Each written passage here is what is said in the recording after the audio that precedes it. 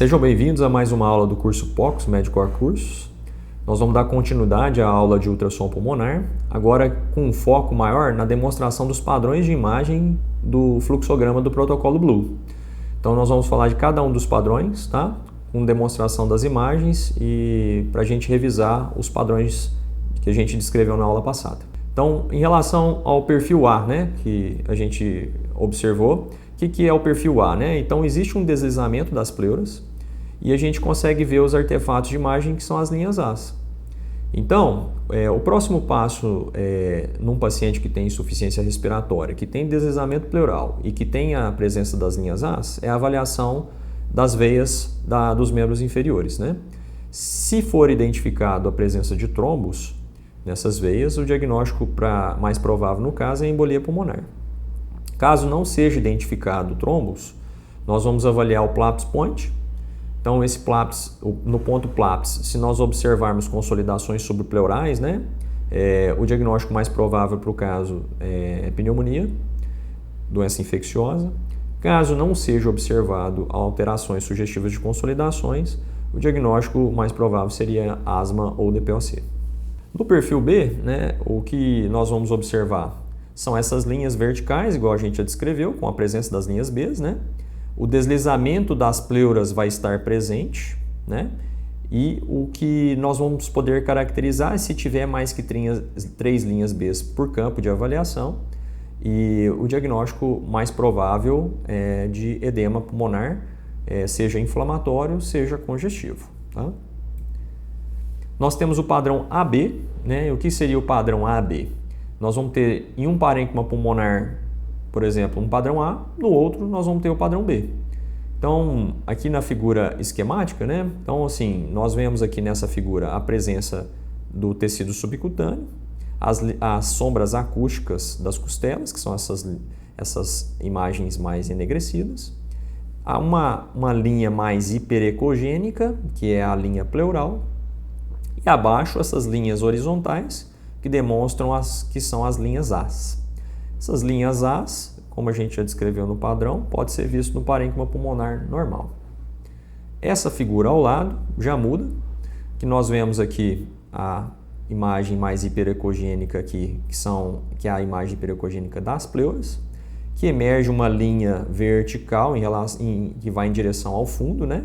Que essa linha aqui representa a linha B. Se nós temos mais que 3 linhas B por campos, nós estamos diante de um padrão B, que é o edema intersticial ou congestão, tá? Se no mesmo paciente nós temos de um lado o padrão A e do outro o padrão B, o diagnóstico mais provável fica como pneumonia, né?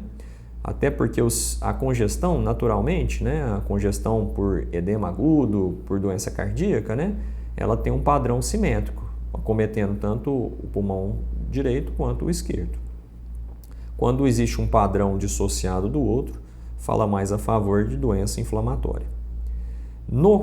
Nessa figura esquemática, que nós podemos observar uma imagem bem heterogênea, pega na região subpleural, que pode estar correlacionado aqui a consolidações subpleurais, demonstrando um processo infeccioso nessa topografia.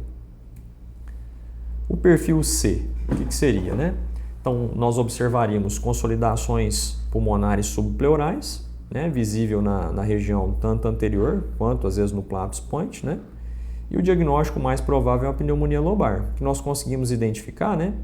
A gente vê aqui essa linha branca, que é uma linha mais hiperecogênica, é a pleura, e logo abaixo a gente vê essa imagem mais hipoecogênica, né? Mais enegrecidas, que pode corresponder a consolidações subpleurais, que está associado ao processo infeccioso.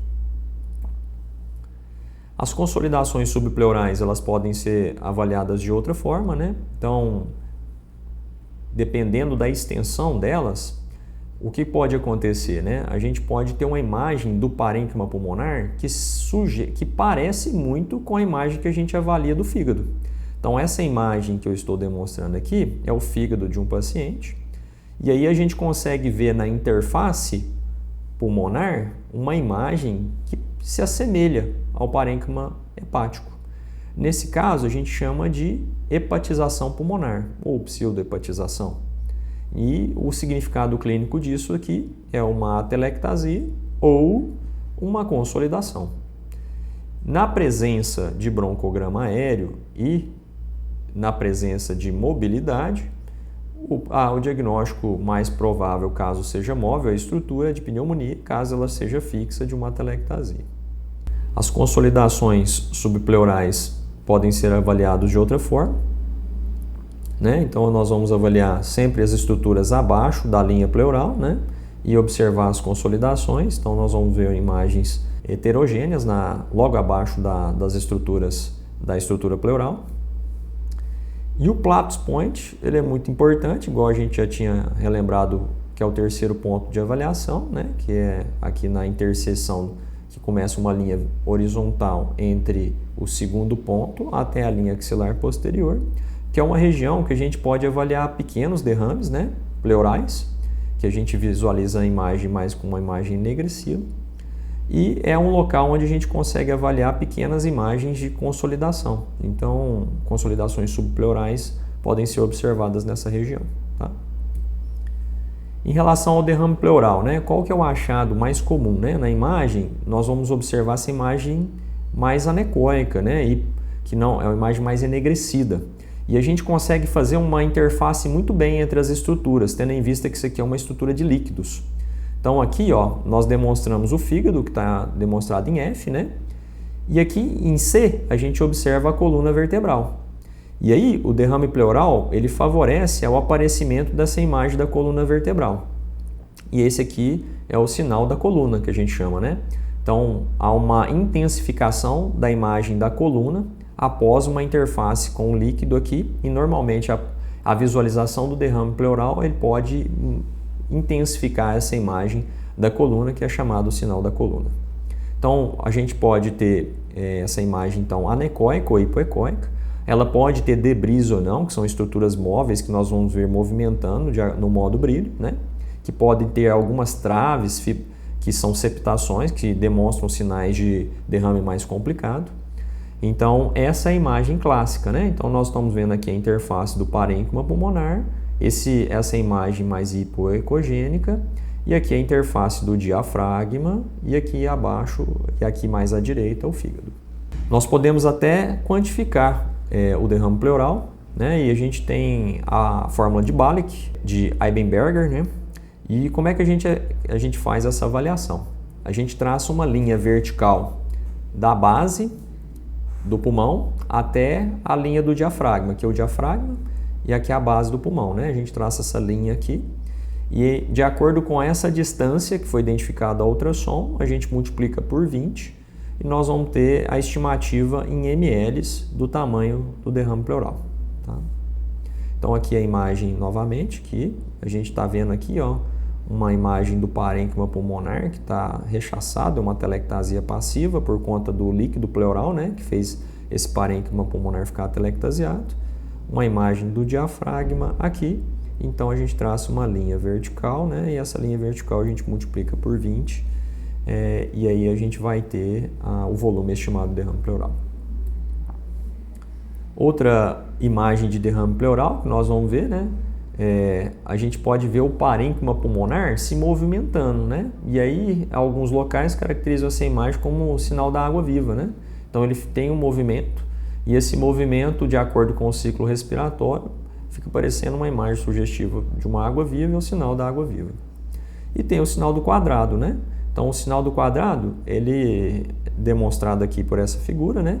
Então a gente tem a interface da pleura parietal aqui, da pleura visceral aqui, e a sombra acústica das costelas.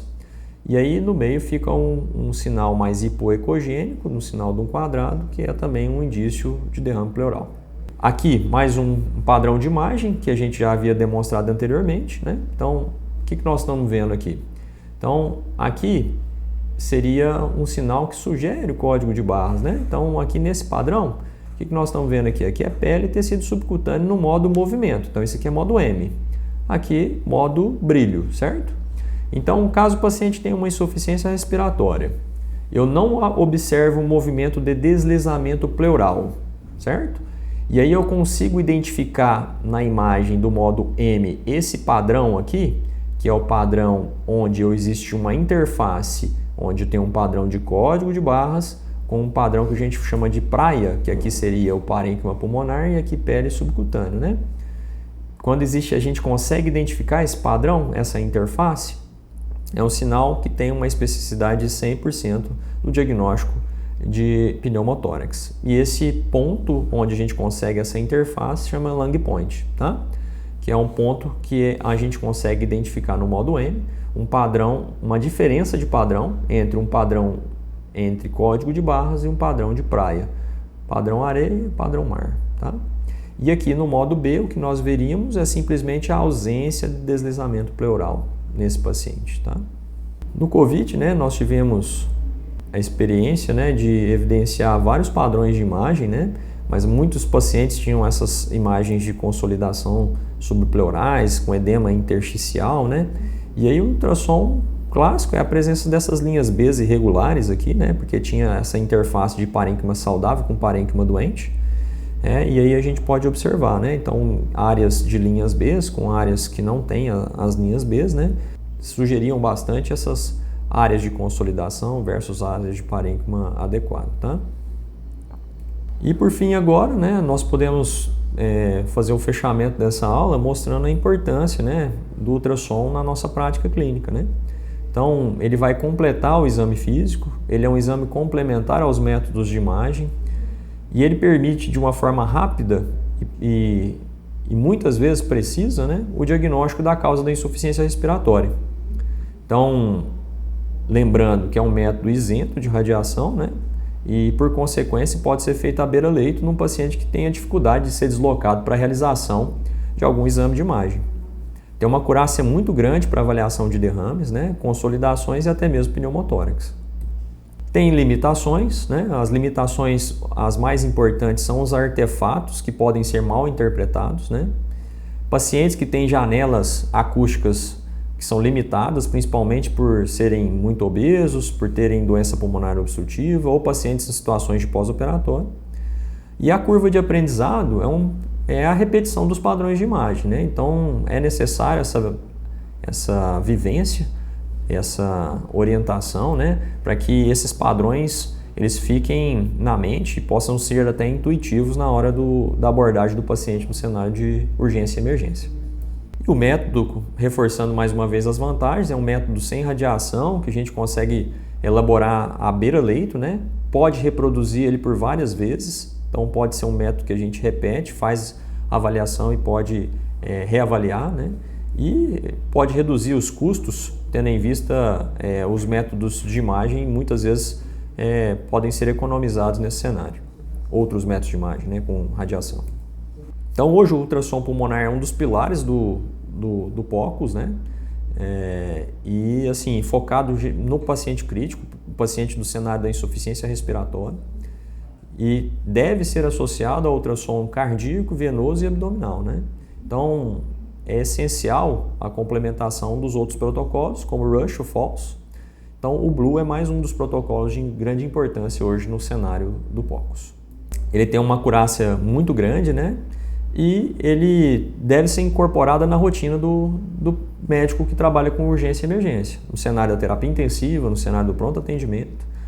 Só que o domínio da técnica de elaboração das imagens é muito importante. Entender os padrões de imagem também é muito importante para evitar erros de avaliação. Pessoal, finalizamos mais uma aula, curso de POCUS, aula importantíssima do ultrassom pulmonar. Se você ficou com alguma dúvida, você pode procurar algum dos canais de comunicação da Medcor Cursos, ou você pode discutir essas dúvidas comigo na aula prática.